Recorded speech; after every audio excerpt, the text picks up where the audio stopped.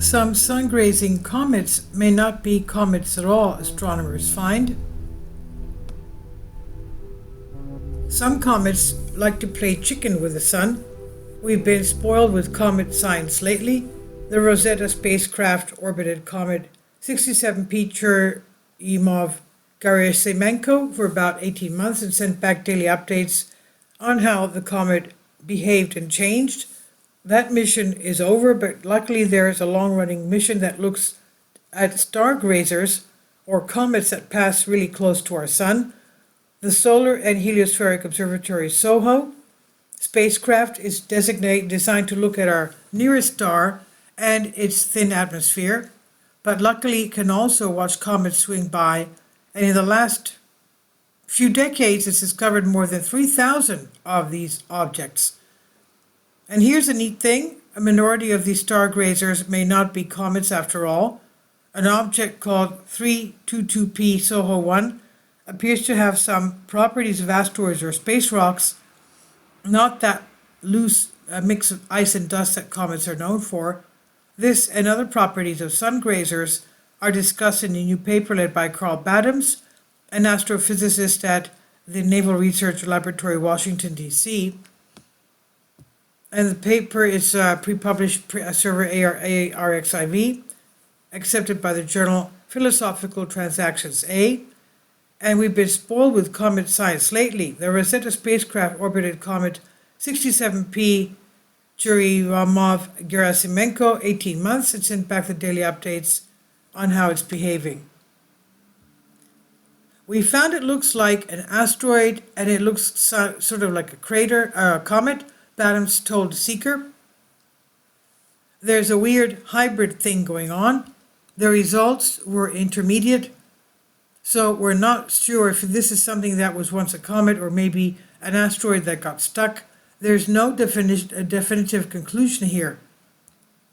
Roughly 86% of the comets SOHO sees are definitely comets, but belong to a specific family called Kreutz comets and include the famous comet Ison that flew by a few years ago, and the comet appeared to break up, then light up again before fading forever.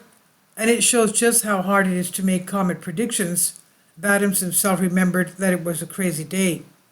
The remaining 14% of sun grazers are more difficult to define and are made up of 4 different groups known as the Meyer, Marsden, Kratch, and Kratch 2 groups, as well as non-groups of objects that don't quite fit any of the other group's properties. Badams' paper suggests that most of these other sun grazers could be the cores of comets or perhaps asteroids that somehow got close to the sun. But more observations of sun grazers are needed. It's hard to predict their orbits because as they pass by the sun's gravity alters their path. For what it's worth, however, after a few passes by a short-term comet, scientists can make better predictions about where a comet is going. And that's how a group led by Matthew Knight from the University of Maryland was able to observe 322P SOHO 1 so far away from the sun, which was a first.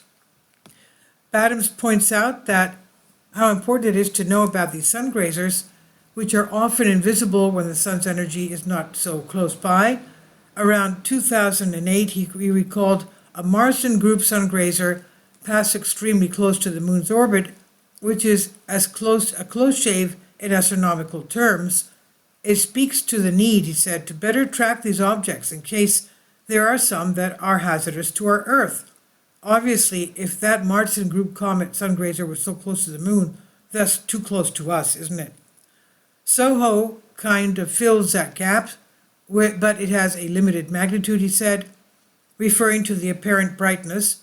SOHO can see objects down to magnitude 9 at best, which is not far down below the naked eye visibility, which is roughly magnitude 6. A typical asteroid survey can go down to magnitude 22, he said.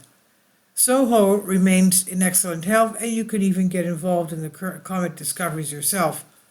This is by Elizabeth Howell from Seeker, and it's on Bended Reality. Please leave your comments. Thank you for your support. Please support my Patreon account.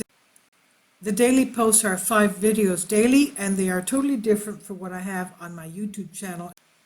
Thank you so much for your support and that you find all my content so interesting. You'll find the Patreon account details in the description box below.